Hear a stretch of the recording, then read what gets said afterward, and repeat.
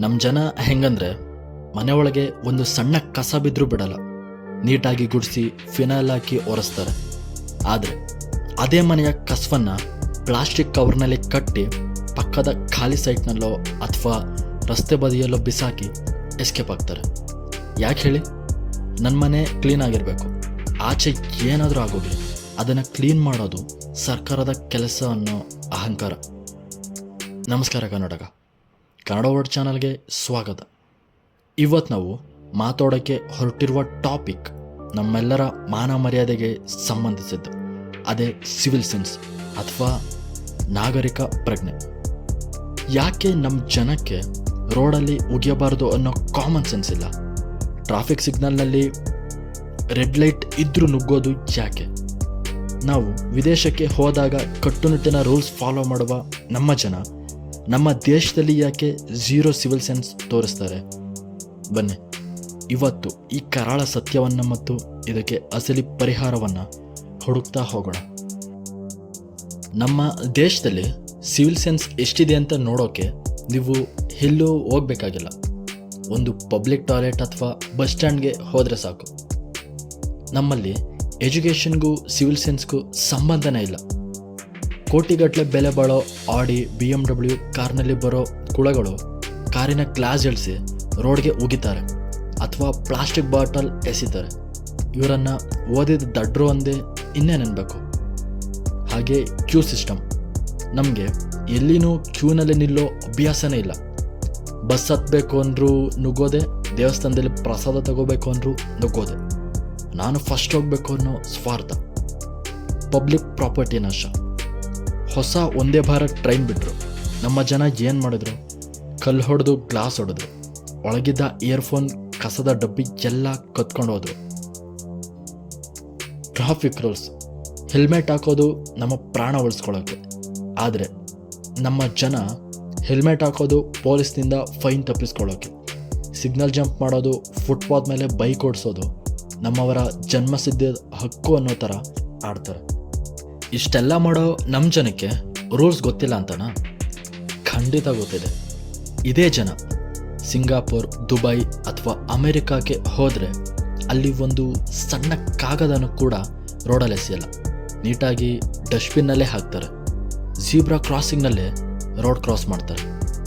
ಯಾಕಂದರೆ ಅಲ್ಲಿ ಫೈನ್ ಕಟ್ಟಬೇಕು ಅನ್ನೋ ಭಯ, ಹಾಗೆ ಕ್ಯಾಮ್ರಾದಲ್ಲಿ ಯಾರು ನೋಡ್ತಿದ್ದಾರೋ ಅನ್ನೋ ಭಯ. ಆದರೆ ನಮ್ಮ ದೇಶದಲ್ಲಿ ನಮ್ಮ ಮೈಂಡ್ಸೆಟ್ ಹೇಗಿದೆ ಗೊತ್ತಾ? ಎಲ್ಲರೂ ಮಾಡ್ತಾರೆ, ನಾನೇನು ಹೊಸದಾಗಿ ಮಾಡ್ತಿಲ್ಲ ಅನ್ನೋ ಆ್ಯಟಿಟ್ಯೂಡ್. ಪಕ್ಕದವನು ಕಸ ಎಸ್ದ, ನಾನು ಎಸಿತೀನಿ. ನೋಡೋರು ಯಾರೂ ಇಲ್ಲ ಅನ್ನೋ ಧೈರ್ಯ. ಪೊಲೀಸ್ ಇಲ್ಲ ಅಂದರೆ ಸಿಗ್ನಲ್ ಜಂಪ್ ಮಾಡೋದು ಗ್ಯಾರಂಟಿ. ಹಾಗೆ ಸ್ವಲ್ಪ ಅಡ್ಜಸ್ಟ್ ಮಾಡ್ಕೊಳ್ಳಿ ಸರ್ ಅನ್ನೋ ಡೈಲಾಗ್. ನಮ್ಮಲ್ಲಿ ಪಬ್ಲಿಕ್ ಪ್ರಾಪರ್ಟಿ ಅಂದರೆ ಅದು ಯಾರ್ದು ಅಪ್ಪನ ಆಸ್ತಿ, ನಮಗೇನೋ ಅನ್ನೋ ಭಾವನೆ ಇದೆ.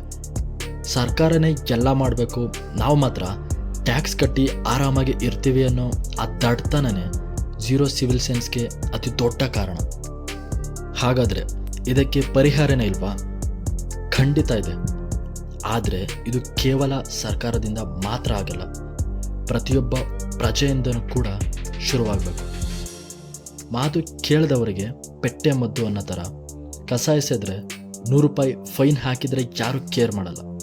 ಅದೇ 10,000 ಫೈನ್ ಹಾಕಿ ಕ್ಯಾಮ್ರಾ ಮೂಲಕ ಮನೆಗೆ ಚಲನ್ ಕಳಿಸಿದರೆ ಅವತ್ತಿಗೆ ಕಸ ಎಸೆಯೋದು ನಿಲ್ಲುತ್ತೆ. ದುಬೈ ಮತ್ತು ಸಿಂಗಾಪುರ್ ಕ್ಲೀನ್ ಆಗಿರೋದು ಕೂಡ ಇದೇ ಭಯದಿಂದ. ಶಾಲಾ ಮಟ್ಟದಿಂದನೇ ಈ ಸಿವಿಲ್ ಸೆನ್ಸ್ ಬಗ್ಗೆ ಶಿಕ್ಷಣವನ್ನು ಕಲಿಸ್ಬೇಕು. ಜಪಾನ್ನಲ್ಲಿ ಮಕ್ಕಳಿಗೆ ಸ್ಕೂಲ್ ಶುರುವಾಗೋದೇ ಕ್ಲೀನಿಂಗ್ ಮಾಡೋದ್ರ ಮೂಲಕ. ಅವರು ತಮ್ಮ ಟಾಯ್ಲೆಟನ್ನು ತಾವೇ ಕ್ಲೀನ್ ಮಾಡ್ತಾರೆ. ನಮ್ಮಲ್ಲಿ ಎಜುಕೇಷನ್ ಅಂದರೆ ಬರೀ ಮಾರ್ಕ್ಸ್ ಕಾರ್ಡ್. ಸಿವಿಲ್ ಸೆನ್ಸ್ ಅನ್ನೋದನ್ನು ಒಂದು ಕಡ್ಡಾಯ ಸಬ್ಜೆಕ್ಟಾಗಿ ಸ್ಕೂಲ್ನಲ್ಲೇ ಕಲಿಸ್ಬೇಕು. ವೈಯಕ್ತಿಕ ಜವಾಬ್ದಾರಿಯನ್ನು ಬೆಳೆಸ್ಕೊಬೇಕು. ರೋಡ್ ನಮ್ಮದೇ, ಬಸ್ ನಮ್ಮದೇ. ನೀವು ತಿಂದ ಚಿಪ್ಸ್ ಕವರನ್ನು ಡಸ್ಟ್ಬಿನ್ ಸಿಗೋವರೆಗೂ ನಿಮ್ಮ ಜೇಬ್ನಲ್ಲಿ ಇಟ್ಕೊಂಡ್ರೆ ನಿಮ್ಮ ಸ್ಟೇಟಸ್ ಏನು ಕಮ್ಮಿ ಆಗಲ್ಲಲ್ವಾ? ಯಾರೋ ಒಬ್ಬ ತಪ್ಪು ಮಾಡ್ತಿದ್ದಾನೆ ಅಂದರೆ ಧೈರ್ಯವಾಗಿ ಇದು ತಪ್ಪು ಅಂತ ಹೇಳುವ ಗಟ್ಸನ್ನು ನಾವು ಬೆಳೆಸ್ಕೊಳ್ಬೇಕು. ದೇಶ ಬದಲಾಗಬೇಕು, ಸಿಸ್ಟಮ್ ಬದಲಾಗಬೇಕು ಅಂತ ಕಾಫಿ ಶಾಪ್ನಲ್ಲಿ ಕೂತು ಭಾಷಣ ಹೊಡೆಯೋದು ತುಂಬ ಈಸಿ. ಆದರೆ ಆ ಬದಲಾವಣೆ ನಮ್ಮಿಂದಲೇ, ನಮ್ಮ ಮನೆಯಿಂದಲೇ ಶುರುವಾಗಬೇಕು. ಸರ್ಕಾರ ಕೇವಲ ರಸ್ತೆ ಕಟ್ಟಿಸ್ಕೊಡ್ಬೋದು, ಆದರೆ ಅದನ್ನು ಕ್ಲೀನಾಗಿ ಇಟ್ಕೊಳ್ಳೋದು ನಿಮ್ಮೆಲ್ಲರ ಜವಾಬ್ದಾರಿ. ಇನ್ನು ಮುಂದೆ ಎಲ್ಲಾದರೂ ರಸ್ತೆಯಲ್ಲಿ ಉಗಿಯುವಾಗ, ಕಸ ಬಿಸಾಕುವಾಗ, ಟ್ರಾಫಿಕ್ ರೂಲ್ಸ್ ಬ್ರೇಕ್ ಮಾಡುವಾಗ ಒಂದು ಕ್ಷಣ ಯೋಚನೆ ಮಾಡಿ, ನಾನು ಒಬ್ಬ ಜವಾಬ್ದಾರಿಯುತ ನಾಗರಿಕನ ಅಥವಾ ಓದಿದ ದಡ್ಡನ ಅಂತ. ಇದಾಗಿತ್ತು ನಮ್ಮ ದೇಶದ ಸಿವಿಲ್ ಸೆನ್ಸ್ ಬಗ್ಗೆ ಒಂದು ಕನ್ನಡ ಹಿಡಿಯುವ ಪ್ರಯತ್ನ. ಈ ವಿಡಿಯೋ ಪ್ರತಿಯೊಬ್ಬರಿಗೂ ತಲುಪುವಂತೆ ಶೇರ್ ಮಾಡಿ. ನಿಮ್ಮ ಪ್ರಕಾರ ಜನರಿಗೆ ಸಿವಿಲ್ ಸೆನ್ಸ್ ಬರಬೇಕು ಅಂದರೆ ಸರ್ಕಾರ ಯಾವ ಹೊಸ ರೂಲ್ಸ್ ತರಬೇಕು ಅನ್ನೋದನ್ನು ಕಾಮೆಂಟ್ ಮಾಡಿ ತಿಳಿಸಿ.